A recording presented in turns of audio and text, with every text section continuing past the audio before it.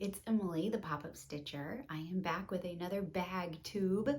This time I'm going to talk to you about full fabric bags, which everybody tells me are their favorite type of project bags. But you know what? I sell a lot more vinyl front. So there's a lot of people out there just like me who love vinyl, but I also work really hard to make the best full fabric bag I can. I do that because I bought a lot of full fabric bags off of Etsy before I started my shop, and I was kind of disappointed. So my mom and I worked for a long time on how to make a full fabric bag that didn't bother me. Now we sell them, and we didn't when we first opened, but we do now. And we sell vinyl fronts, and I want to tell you why they're different than possibly the other full fabric bags that you are probably more familiar with, because most people make them following the same tutorials on YouTube, and that's great. I love it when people are crafty, and I love to see what they make, but I do mine a little different, and I'm going to show you why. So my full fabric bags, they have to live in my whip bag, which I showed you in Bagtube #1, but here it is again. This is a bog giant bag. This is what I use to carry my projects back and forth with me to stitching circle and retreats and whatnot, stitch-ins and things. So this giant bog bag holds my project bags, and they are inside, gravity here. But they need to stand up in here so that I can put it on the floor and from my chair, reach down and grab my bag. Grab my bag. I like them to stand up so nothing falls to the bottom of this bog bag. And I know exactly how many projects I have just looking down into the bag. I know exactly that I have everything for every project that I need right there, like a file system, I suppose. So I needed my full fabric bags to stand up just like my vinyl bags do stand up. I make an anti-flop bag, and I wanted my full fabric bags to be the exact same sturdiness as my vinyls, because I also store them all together on this shelf. This is a kallax shelf from IKEA. I showed it to you in Bagtube #1. It holds all my project bags, so I can just go down the line and just pick and choose what I want for that day or that outing, wherever I'm going, so that I could feel like I was touching more of my whips. When I could see them, I could do them. But if I had them, kind of slouching and falling onto each other, I didn't feel I was getting stitches into each and every one of them, because I don't do whip go or any of the other kind of like rotating ways of getting to your whips. I just kind of grab them as I am going for what I feel like. I've been trying to put in a couple more projects like into my planner so that I can, oh yeah, I wanted to do that. But this system is very visual, and it works for me to just grab these bags. It looks pretty. So I was having difficulty when I had everybody else's bags and my bags with the slouch factor of some of the full fabric bags that I had bought. So what I mean by slouch factor, and this just might be really nitpicky, but like down here, these are where I store my patterns. So the only thing in this bag is paper, but all the things in a full fabric bag will always slouch. It will always go, thanks to gravity, to the bottom. And that's just a fact. It just happens and is what it is. Most of us are fine with it, but I was not fine with it because I didn't like my printed paper patterns to like slouch inside and bend inside and fold. And if I had a big heavy floss ring, which I did for some of my stitch alongs, it was also just like pushing all the things inside the bag down and crinkling and folding and wrinkling, and I wasn't happy. So my mom and I found a way to make these types of bags stand up. So here's the first time we tried with this fabric. We tried a lot. And here is what we found as a winner with the same fabric. So you can see there's a significant difference here. This bag will stand up inside my whip bag and on my shelf here. This bag will slouch over. The only thing keeping it up into this cube are the other bags. So if any of them come out, that's one structure down. And right now it's just full of paper. But if it was full of other supplies, we would just be a pile of cute fabric, but a pile. So my full fabric bags, while they stand and while they don't flop, just like my vinyl bags, they also have two other things that make them different. Number one, with a full fabric bag, I believe in a label. I used to be a professional organizer and I used to be a teacher. The label is what I believe in because otherwise you're gonna have to dig through this bag just to figure out what's in it.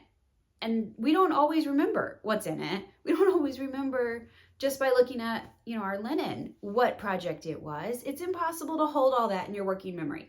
So the label just frees me up so I can go, oh, Milkweed and Monarch. I know exactly what's in here right now. Do I want to take this project? Yes or no? That's all I have to think about. The label has just done it all for me. I'm ready to leave in 30 seconds. It's erasable, so I can change it the minute I'm done with this project and move on. So the label is something I put on every single one of my bags. You get them on vinyl bags, you get them on full fabric, but on full fabric, I think it is the most important because this way I don't even have to open this bag to know what's inside this bag. The other thing that's going to be different in my full fabric bags, I believe you should be able to see inside this bag. I had bought some really cute full fabric bags from another shop. They were very well made and they were very cute. She was a great designer, but it was black inside. And I was working, because it's a Halloween stitch, on black linen with dark colors, just a few sparkle colors, but it was a spooky kind of a thing. And I couldn't see anything inside that bag. So I ended up switching it to like a Christmas bag or something that was really light inside. I think it was pink, just so that I could see my materials for my project. So when we started making our full fabric bags, I decided it had to be light inside. Even if that means that I'm putting two different fabrics in here, that's okay as long as one of them is white. Because sometimes a bag does have a dark interior or a darker, like a black or a brown, interior to match with whatever the exterior fabric is. And I'll put that on the back panel. But then the front panel, I'm gonna give you a white, an ivory, a light color, basically that coordinates with your exterior and the vibe of your bag. But that way you can see to the bottom. So let me take out my supplies and show you the interior. Thread Bestie, floss organizer, linen, and pattern. Okay, so here is the interior of this bag. I had enough fabric to just do a complete interior on this one, but sometimes I don't, and so sometimes I will just put in a white panel. Or if it's a dark, I'm not gonna give you two darks. I'm gonna give you that lighter panel on this other side of the front. That way you can see down into the bag, no matter what, every time. The top, we're also gonna encase this zipper. We encase our zippers in our vinyl bags as well. And the top is kind of gonna just be a surprise. Sometimes it matches this front panel if it's really dark, and then sometimes it's just the other piece of the back. Or sometimes even you get a surprise of the exterior fabric. That is just the way we encase the zipper, and it's kind of a surprise each time. The bag will kind of show us what it wants when we're making it, my mom and I. So that is why my full fabric bags are different. You will always get an anti-flop bag. You will always get a hang tag label, so you don't have to open this bag just to grab it. And you will always get an interior you can see to the bottom. Those are three things, and they might be small things, but I found they made a huge difference for my stitching on the go, because I often do stitch on the go, or even just moving from room to room. You might start in the living room and then somebody wants to watch a really loud, scary sports cartoon, I don't know, something on the TV that I don't particularly want to stitch to. So then I want to move into the other room that's a little bit quieter, or listen to my audiobook in there. I can just pick up and move. It's not a stitching chair that has to move and a basket and a lamp. I can just move and sit by a different window, and everybody still gets to do what they want inside my house. Or if I have to be out and about. I do think having your projects sorted this way and easy to grab makes me stitch more, and probably you, because it's too convenient not to just stitch. So at Pop-Up Stitcher, my mom and I have put a lot of thought into our inventory and what we make so that you don't have to think so much about it, and so that you can just go stitch, because that is what the hobby is about, just getting out our projects. At Pop-Up Stitcher, we have a few key shop policies. I'll just go over them really quick with you. We are a ready-to-ship shop because I had ordered a couple of bags. I say that sarcastically. I'd ordered a lot of project bags from a lot of different places on Etsy before I decided to make my own. And when I ordered from one, she just showed me the fabrics in the listing photo. So I didn't actually know what my bag was going to look like. And I didn't actually know what the exterior of my bag was versus the interior of my bag. I looked around her site and I saw that she had finished bags in a couple other places. And so I was just kind of assuming my bag would look the same. I guess it was risky and it was expensive and I paid shipping. So I wasn't in love with that kind of an experience. I wanted my shop to run as I want to buy. So that's another one of my policies. Treat others as I want to be treated. And one of the ways I wanted to be treated on Etsy was I wanted to see the exact bag that I was going to get in the mail from that seller. I don't think that's too much to ask. So I will take a picture of every single bag and you will see the exact bag that you're going to get in the photos on Etsy. I am a ready-to-ship shop. Everything in my shop is finished. Everything in my shop will come exactly as photographed. I don't make multiples, so you're not going to get, like if you had a pattern, if you wanted this design to be somewhere, you're not going to get a different bag. You're going to get this bag when you buy this bag. So it's not like the repeating fabric. You bought it for the tiny acorns and all of a sudden the tiny acorns are on the back. But you didn't see that in the listing photo. You're not gonna have that on my shop. My shop, you're gonna see this bag. If you like it, you can buy this bag. I will be mailing you this bag. That's how I wanna be treated on Etsy. So that's how I'm gonna treat you. That brings me to another point. I ship my anti-flop bags inside cardboard mailers because I want to be able to recycle packaging as easy as possible. And I really appreciate when I can just recycle from my barrel that's at my house that is going to get picked up by the service that my neighborhood has. I don't want to drive anywhere else, and I don't want you to drive anywhere else to recycle this, because I think that takes away the ease of doing what is helpful for our planet. So I use a cardboard mailer. It is sturdy for the mail so that the bags don't get folded and crammed into my mailbox. They usually have to be put on my porch or by my front door. So I do use cardboard mailers so that you can recycle them in your recycle barrel at your house or anywhere paper is recycled for you. The other thing that I always use is paper bags, because you can also recycle those at your convenience. Plastic I have to throw away, or plastic you have to take somewhere, and that's another car on the road.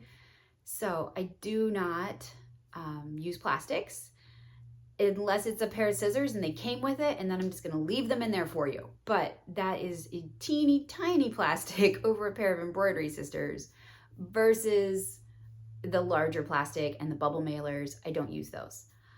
The other shop policy I just want you to know so that you have confidence in Pop-Up Stitcher is that I will always tell you when I'm gonna have a sale on my Instagram, so that you can follow along. This hobby can be very expensive sometimes, depending on what we're stitching. So I want people to know when they can save money, and when my shop is doing something new or something fun. It's a fun shop for me, so I want it to be a fun shop for you. So I will always communicate through Instagram that way. You can always send me a message on Etsy too if you have questions like what's the next theme that's coming, you know, with the next bag drop. Speaking of bag drops, I always drop on the 15th. That is how my schedule is set up, and I will do it forever. So every 15th, I put out new bags, new besties that match, and I try to theme them generally just so people can kind of know what's happening. Obviously, the holidays are going to be a theme when it's in the season, and I try to do those a month before the actual holiday. So like Halloween, that's coming up here in the fall, and it's a great big holiday.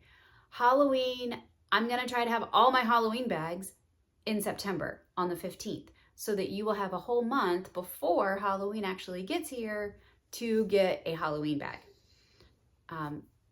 That's just how I organize myself and how my mom and I sew things. We usually try to keep ourselves like 3 months out when we're sewing, but you'll see it the month before. So we are always planning and theming. We take theme requests if people are, you know, really into something, or they haven't been able to find something for a stitch along or a long project. If you send us a message, I will add you to the list of things I'm looking for when I buy fabric. And then I usually try to follow up with those people so that they know, hey, I did find it and it's in my shop and you can look at it. And if you like it, that's amazing for me. I hope you do. But that's another way that I try to communicate. I'm a real person. My mom's a real person. We sew the bags. We're not robots. We don't mind answering question about the bags, but we don't do custom orders. I don't do multiples because that can be very robotic and it's no fun. You deserve a bag that's just yours. So it should be a unique bag. I share things on Instagram, and I also am a stitcher. So I post on Instagram my stitches, and I want to see your stitches. I do want to follow along and see what my project bags inspire you to make or what you do make out of them. That's all fun for me and keeps the hobby rolling right along. I think that's all I've got for you today. If you follow to the end of the video, there is a discount code, and I've had a great time making these bag tubes, but I definitely am not a floss tuber. I have learned that doing these. So I hope you like my bags. See you in the shop.